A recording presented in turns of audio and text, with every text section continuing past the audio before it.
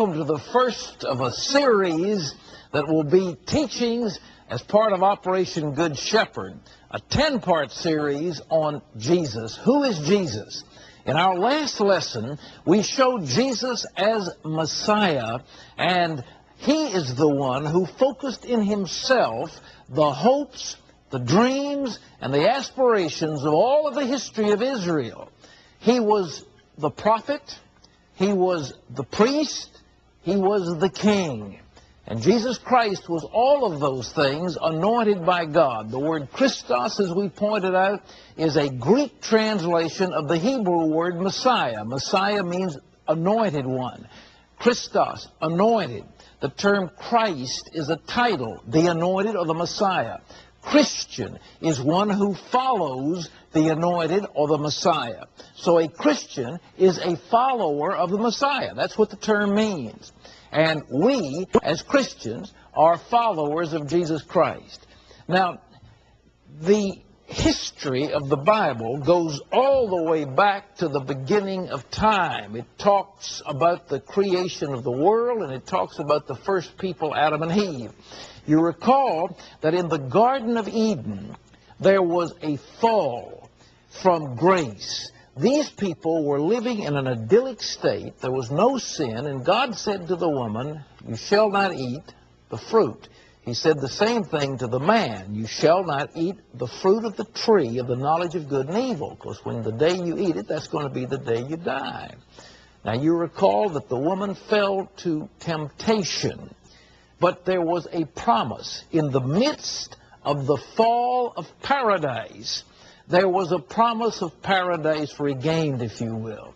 And you find that in Genesis 3:15, when God says, "And I will put enmity between thee and the woman," speaking to the serpent, "and between thy seed and her seed, it shall bruise thy head, and thou shalt bruise his heel." Now, this promise of a serpent bruiser has carried through even into Indian mythology.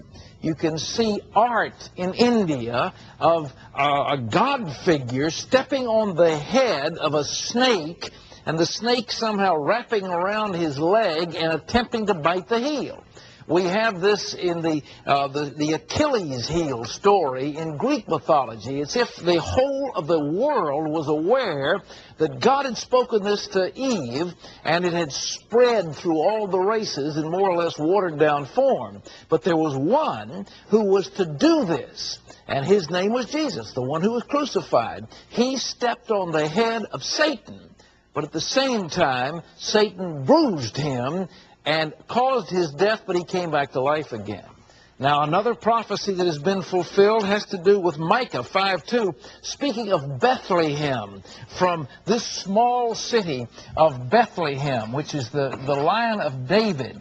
He was the son of David. "Out of thee shall come one who will rule my people Israel." David was from Bethlehem, Ephrata. The word Bethlehem is the house of bread. And from that little town just south of Jerusalem, it's almost bordering Jerusalem now, was to come the ruler of Israel.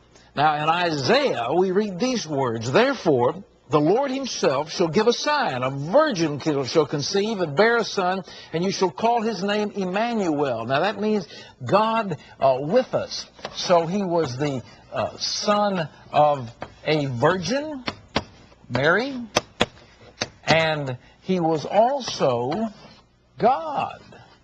He was a God and a man. He was a son of a woman, and yet he was Emmanuel, God with us, the presence of God in our midst. So here is a serpent bruiser. He was going to be of the house and lineage of David. He was going to be born of a virgin, and he was going to be a man, to be sure, but he's also a God-man. We'll talk more about his nature later on. And in Isaiah, we read 9:6, "For unto us a child is born, unto us a son is given, and the government shall be upon his shoulder, and he shall be called Wonderful, Counselor, the Mighty God, the Everlasting Father, the Prince of Peace, and of the increase of his government, of peace, there'll be no end. So he was one who was going to be an everlasting ruler.